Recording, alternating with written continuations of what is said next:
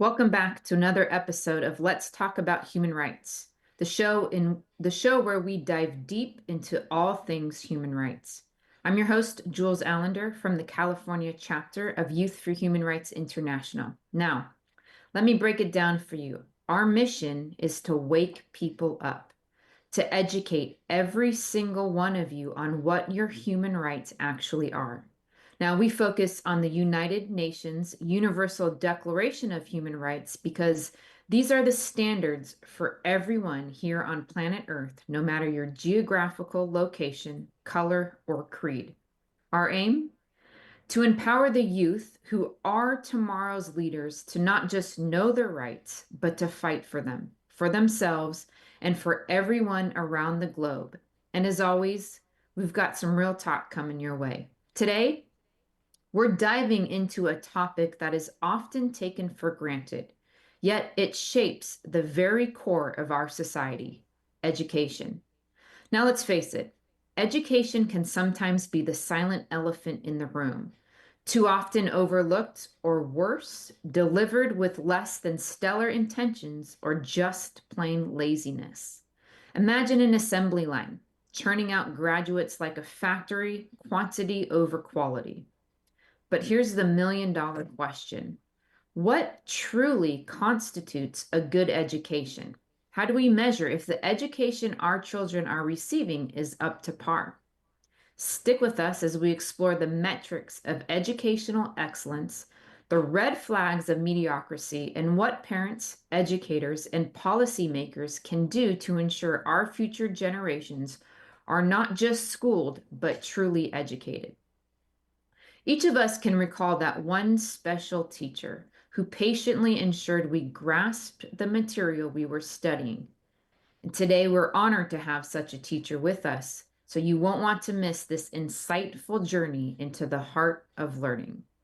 But first, as you know, for each show, we like to take up one human right and broaden your understanding of how this right is important to you and your loved ones. And for today's show, we'll be looking at human right number 26, which reads, 1. Everyone has the right to education. Education shall be free, at least in the elementary and fundamental stages. Elementary education shall be compulsory. Technical and professional education shall be made generally available, and higher education shall be equally accessible to all on the basis of merit. 2. Education shall be directed to the full development of the human personality and to the strengthening of respect for human rights and fundamental freedoms. It shall promote understanding, tolerance, and friendship among all nations, racial or religious groups, and shall further the activities of the United Nations for the maintenance of peace. And 3, parents have a prior right to choose the kind of education. I'll give that to you again. 3, parents have a prior right to choose the kind of education that shall be given to their children. Now, let's take a look at a short video about this specific human right. Now, Krista, make sure you stay with her the whole time. She's new to the country. This is her first day. This is a brand new country. It's a whole different culture. Gonna be okay. Now, make sure you stay with her the whole time. I'll be here right after school to pick you up. Okay, Mom. Okay, have fun. Bye-bye. Bye. Ignore my mom. She's so annoying. She's totally freaking out about this whole thing. She freaks out about everything. She always does that. Ugh. Ignore my mom. So, ready for your first day in the wicked castle of doom? I mean, like, seriously, it's so boring. I don't know how they can put us through this, like, every single day. How many schools do you have in your village? None.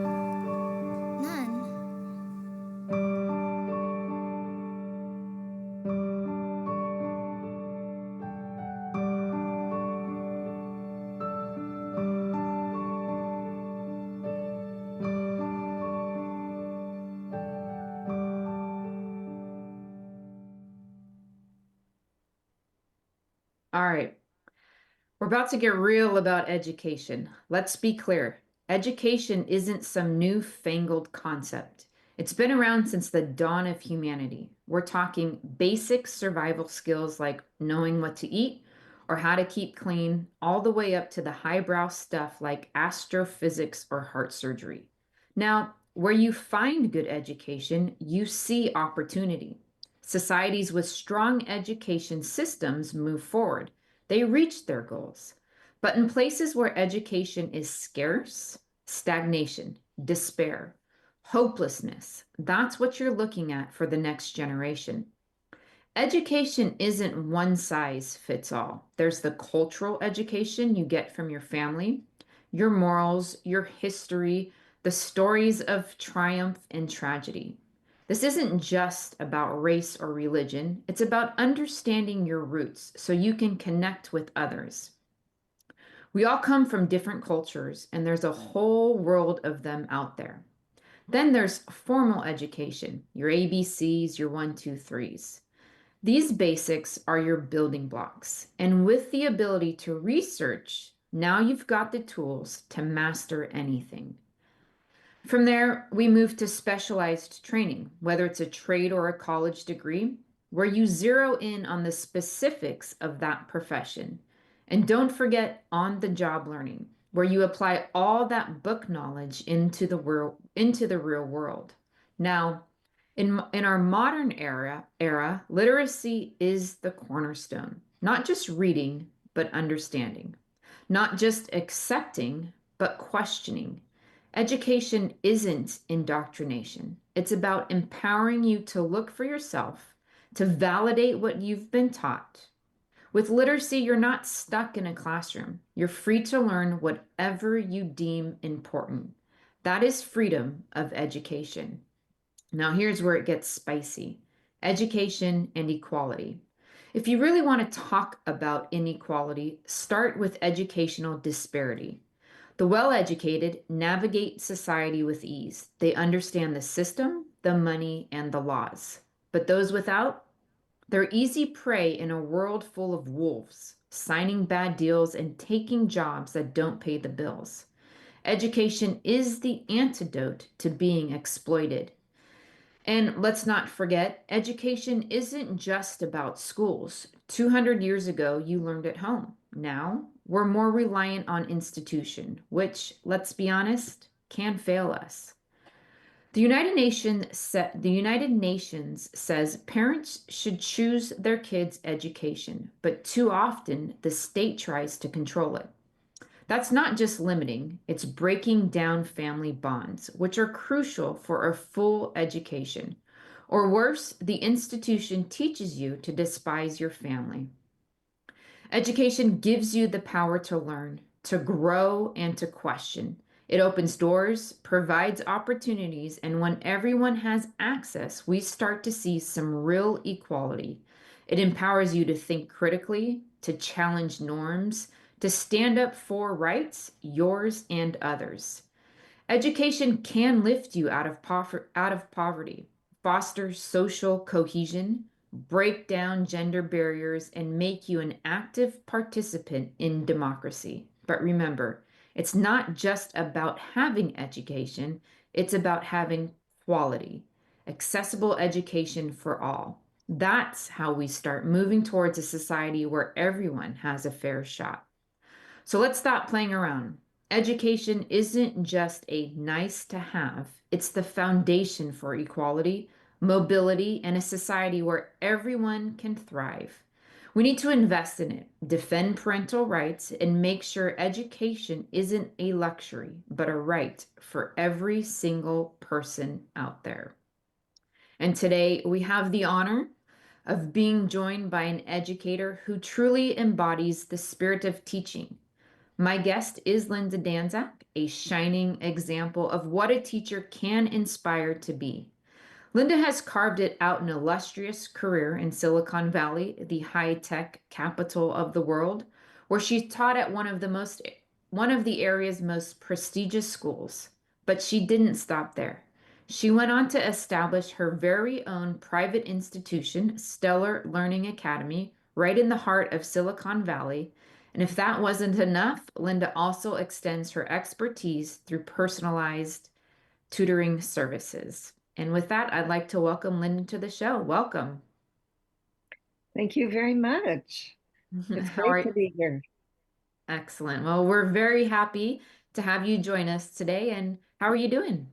I'm doing well. Thank you. How are you? I'm good also. Thank you. Excellent. Excellent. So you've obviously spent, a large part of your career as a teacher. And growing up, did you see yourself as a teacher? Was it a personal goal of yours? No, it never was. I remember being like 2 or 3 years old, and I knew I wanted to help other people. That was really important to me. Um, but I never thought of being a teacher until later. I went to university and I was studying psychology because I wanted to help people. But I took several classes and I noticed that my professors were not happy, well adjusted people. And I like things that are effective, efficient, they work, they get the right product. So I'm like, no, this is not the field for me. So, just kept studying. When my kids went to school, then I realized this is where you help because children are our future. That's our basis. And it's been so fun. After being a teacher, just even for a short time, I felt myself really expanding. Um, it was an amazing journey, actually. I really liked it. That's awesome. It's interesting you had mentioned, at such a young age of being 2 or 3 years old that you knew that you wanted to help others. And I think sometimes that being that age, telling someone that, well, it's a little unbelievable, but at a very similar age, I realized for myself the same thing. I wanted to help others, and um yeah, and going into a role like you said, where children are our future, and the importance of helping them. I'm actually not surprised to hear you say that because there you are helping others with this show. That's very cool. Thank you. Yes. Yeah. So how would you define the role of a teacher in our society? Well, first of all, I think a teacher really needs to be a role model. They need to set a good example for their students and even the parents. You know how it is if you see someone doing something good, you go, oh, maybe I could do that. Or you see them getting away with something, you might think, oh, maybe I could get away with that. People really do set an example for others. So a teacher is in a position to really make a difference in what other people think they should do. And then they're a guide. They can help a student go in one direction or another. It's a responsibility. Yeah, very much. You talk about being a role model, and I think it's so evident, in society, and you see this in sports a lot, and so I think education and sports can parallel each other when a parent acts a certain way during a game. Maybe they're upset about something that happened to their child while they are playing. They will maybe act a little irrationally, get a little emotional, and then you turn to the child and they are coming out with the same mannerisms and doing the same thing, right? And it wasn't necessarily correct. The parent was actually wrong. They just didn't understand the rules. And you see the same thing with coaches. And you'll see the players start to take the form of the coach, how they talk to one another, how they perform. Do they give up easily? Do they have a perseverance factor? And, I think sometimes we can look at teachers. We got a third guest. Yeah, that was my cat. That's totally fine. We can look at teachers or I think maybe I taught for a few years at the junior college level, and I think sometimes it can get a little rote. You're like, okay, good. I just need to show up and give them the material and then walk out. But I think as you're saying is those educators, those teachers, despite the subject, have an effect, a very large effect on the student population. Kind of every moment, you're being watched. They're at this age where they're searching, they're learning. How do I mold myself? What characteristics do I take on? How do I survive in a society? And yeah, I haven't, quite heard someone bring up that point as a role model, as an educator, because you're just there to educate. Right. I totally agree with what you said. And I think a teacher really has to encourage.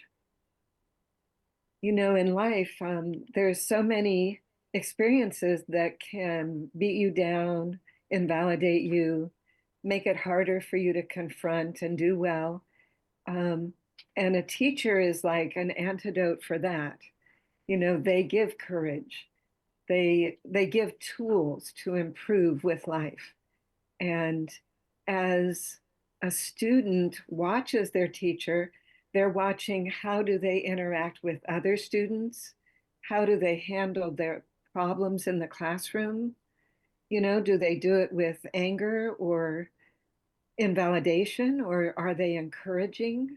We, as people on earth, we need to encourage each other and help each other to do better. Exactly. Yeah, exactly. It's a tough enough world out there already. We don't need to make it a little more cruel, a little more tough on others, especially at such a young age.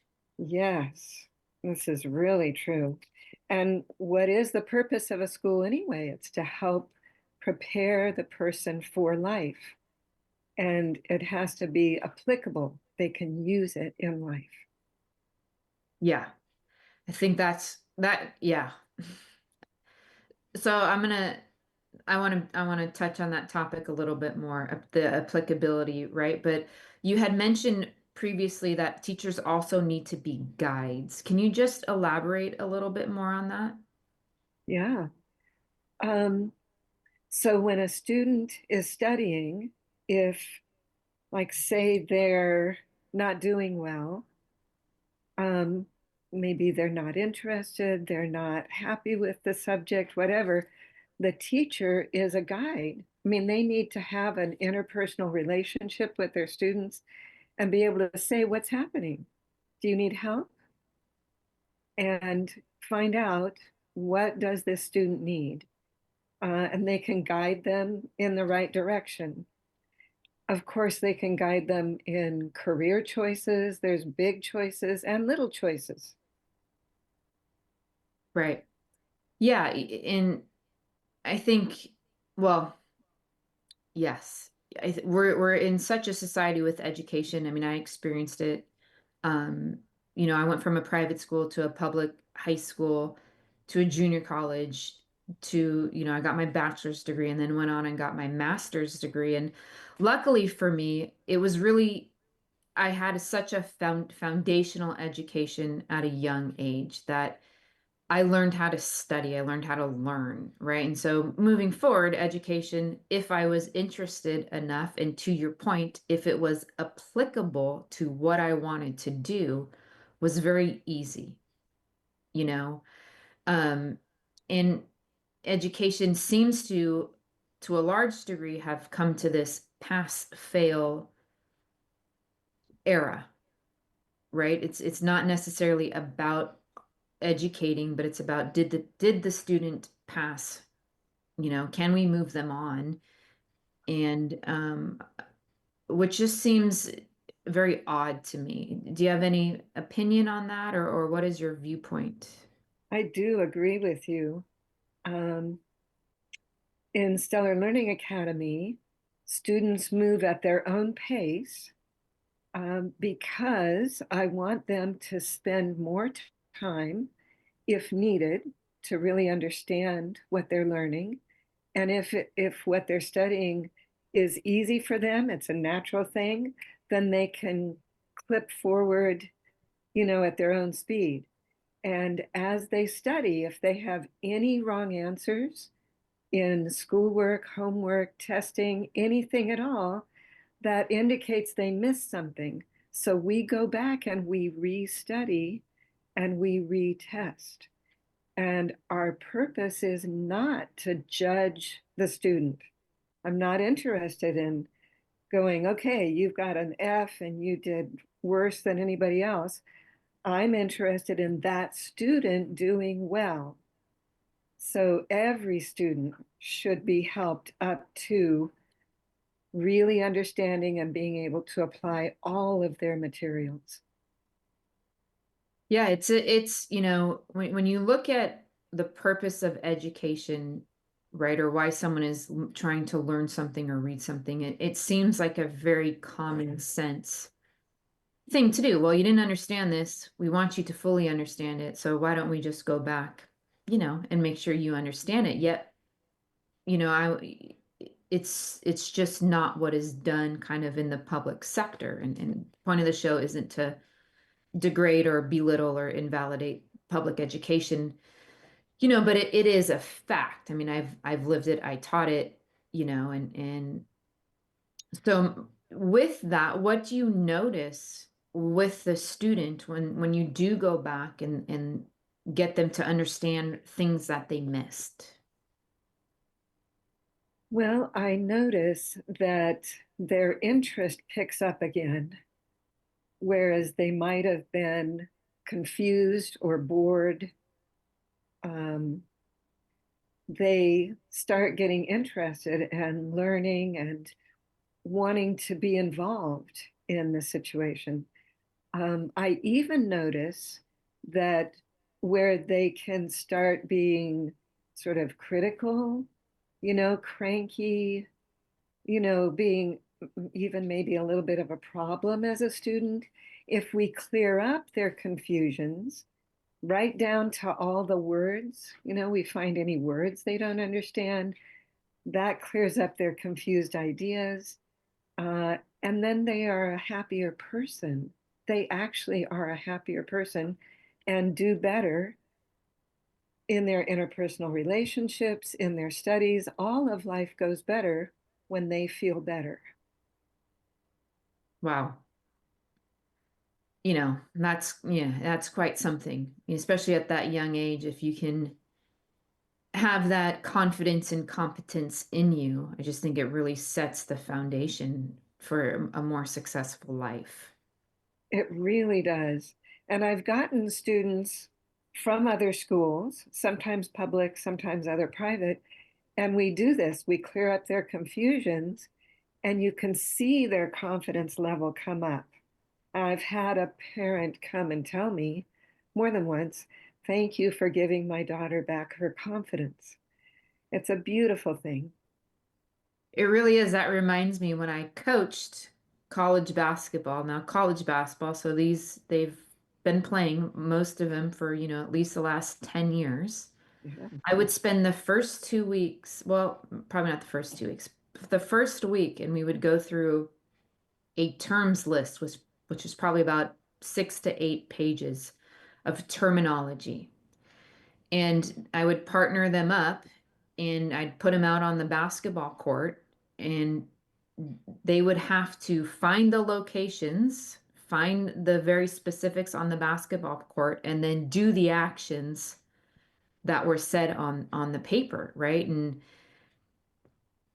prior to me doing that, it was really hard to communicate to them with them at first, because I would say X and they thought I meant A, and it got me to really look and to see how much terminology, how many different ways can we call something a different thing, and how that is, it happens in every, I think, subject of society, where I'll call it a basketball, you're going to call it, whatever, a volleyball. I mean, that's obviously not what happens, but, and so you would see their confidence and their come up right? And their unsureness about what was what and their willingness, I guess, to perform and to communicate with one another. And so as you were saying that, I was like, oh yeah, that's right. We kind of did the same thing. Like, okay, good. We're going to handle all these confusions and these misunderstandings so we can just move forward. That's great. I'm so happy you did that. And you are so smart to have done Oh, thank you. Thank you. that. So one thing you mentioned previously too, so the applicability of what one is learning, the importance of that. Can you touch on that? Yes, the only reason to study is to be able to use it, to apply it in life. Um, and if a person isn't even seeing their purpose for studying, they won't do well. Like if I tell somebody, okay, you should learn Russian, and they don't know anybody in Russia, they don't, they're not planning to go to Russia, they won't do well when they study it because they don't want to apply it and they won't be applying it. So, first of all, we have to have the purpose to learn so they can use it. And I want to make sure the student knows that. How am I going to use it? So in class, I tell them, if you don't know what you're going to use this for, please ask.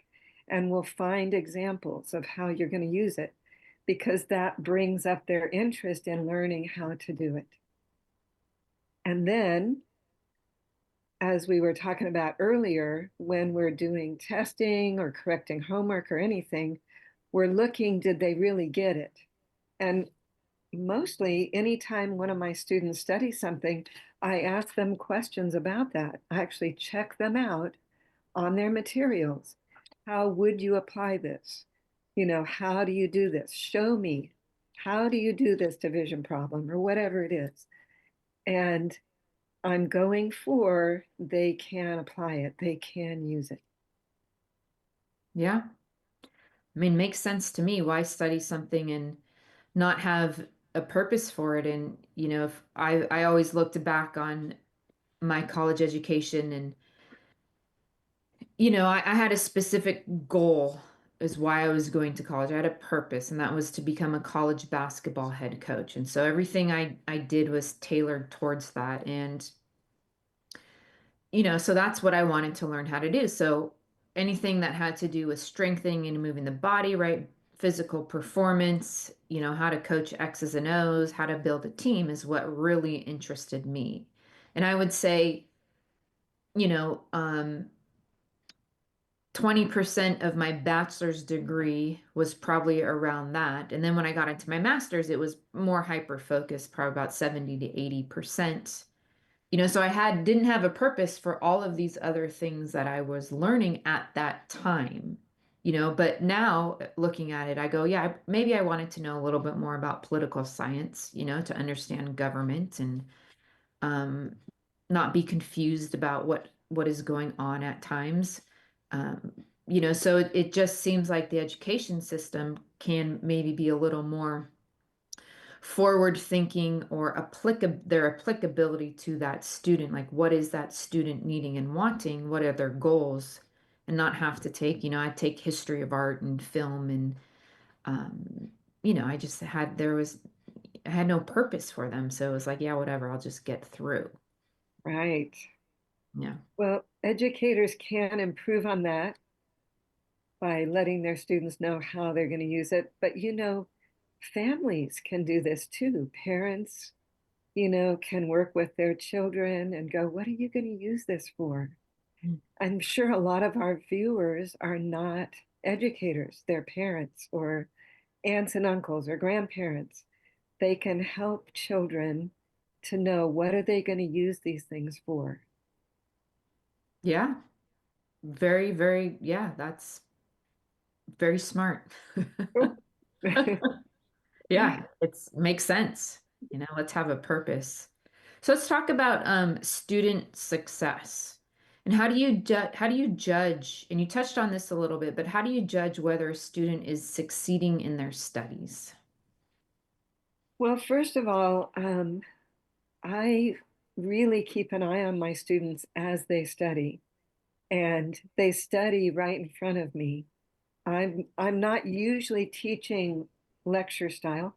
I'm having them read and study and do drills and do practicals, and I'm watching if they're looking tired or uninterested, then something's wrong.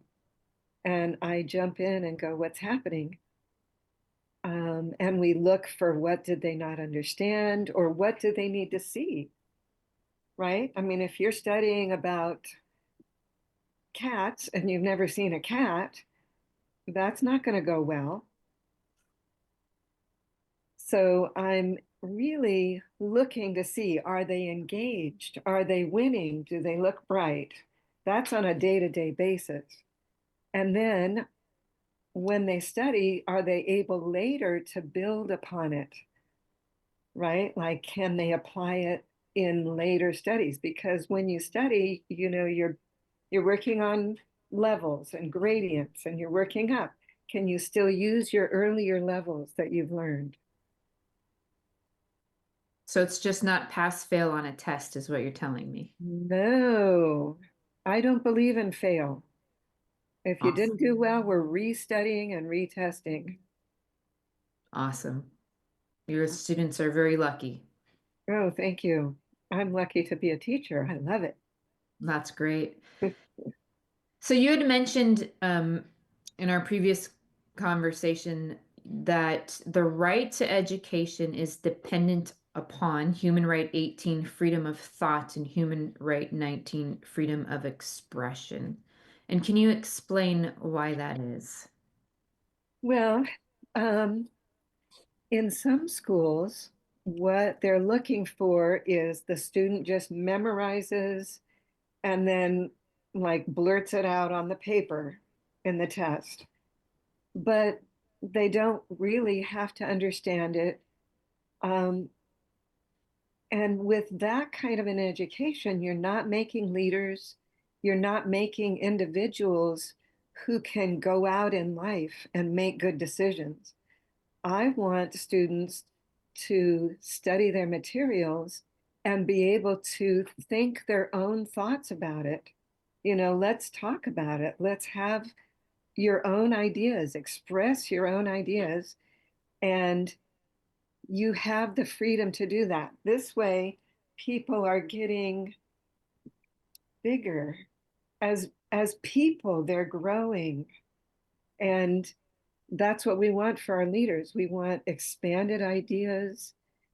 And if someone has an idea that isn't working well, they're just thinking of it, but how do you work through it if you can't talk about it? If you can't express yourself, how can you progress through your idea to find out, is this workable or not?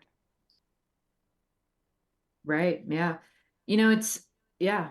I mean, I think it's to be able to take learning and education, right, and trace it and go back to previous human rights in that manner, something that I think is very little understood or even promoted, the ability to communicate while learning and which is going to lead me to this next question in terms of like if a student cannot freely express themselves even when they are wrong, what happens to those ideas? Well,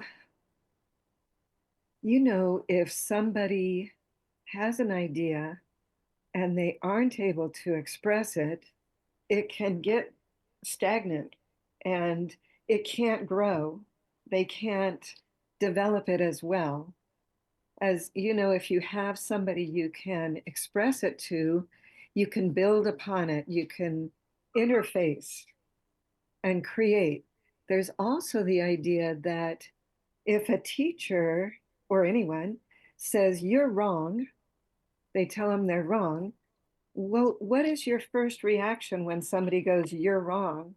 Your first reaction is, no, I'm right, right? And Yeah. so then they get stuck. They get stuck in, I'm right with this idea, even if it isn't correct.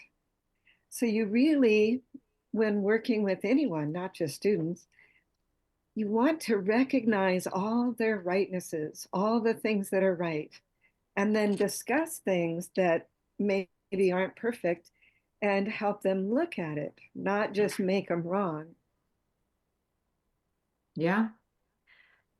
Yeah, it's definitely I think a different way in handling students than probably the norm, but it makes sense. It's like, yeah, when I'm told I'm wrong, the first thing I do is, yeah, you're correct. And then I stop. I don't let communication come in. I'm like, yeah, don't talk to me. Right.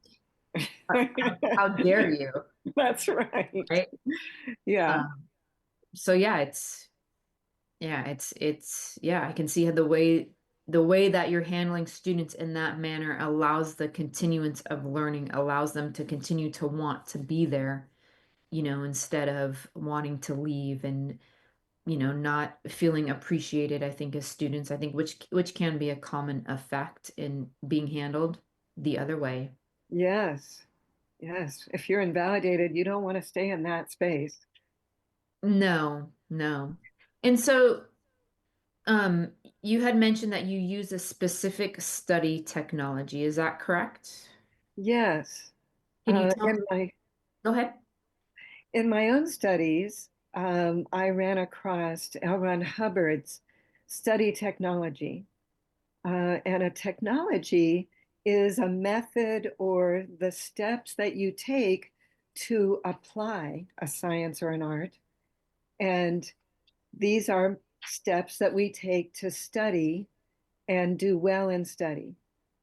And I've been using it now for over 50 years, and I find it so workable. And once again, I like things that work. I like things that are effective. So I really recommend this to any person or educator to check out Ron Hubbard's study technology. And this is why we do so well. It's the key to our success. We make sure that students really are understanding what they're learning, and we're recognizing each student is brilliant in their own way and just give them a chance to blossom in that way. Yeah, I think any technology, which typically is a proven method, for success in whatever subject area that we're talking about, that can help one learn who wants to learn and things of that nature is definitely, probably worthwhile. I find it very worthwhile. I agree. Excellent. And so tell us what is next for you. Ah, um, well, so I've been teaching for over 30 years, and I want to continue doing that and tutoring. I tutor after school, um, and I'm preparing for summer camp. We have so much fun in summer camp. We study in the morning and then do lots of fun things in the afternoon, activities, art. Um, so I really just want to continue doing these things because, our future generations, I see they need help, and I want to continue to do that. Well, that's awesome. Excellent. And so we ask every guest this final question as we're getting towards the end of the interview, and that is, what is your favorite human right and why? I use the Youth for Human Rights booklet. It's part of our curriculum. Oh, wow. And the fact is, I love them all. And when I watch the PSAs, I get a little teary. I mean, they're so heartfelt. So they're all close to me, to me, my feelings. But really, one of my favorite is 29, responsibility.